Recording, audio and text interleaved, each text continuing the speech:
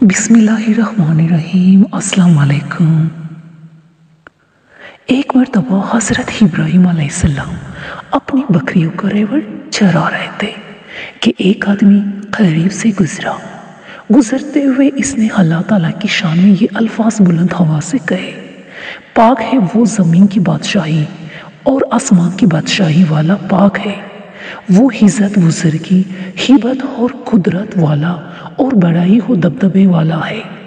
हज़रत इब्राहीम अलैहिस्सलाम ने जब अल्लाह ताला की शान में इतने प्यारे अल्फाज सुने तो दिल मचल उठा।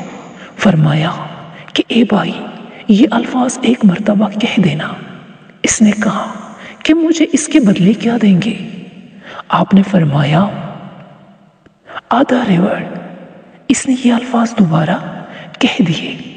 आपको इतना मज़ा आया कि बेकरार होकर फरमाया, ए भाई, ये अल्फाज एक मर्तबा फिर कह दीजिए। इसने कहा आप मुझे इसके बदले क्या देंगे? फरमाया बकिया आधा रेवड़। इसने ये अल्फाज फिर से कहे।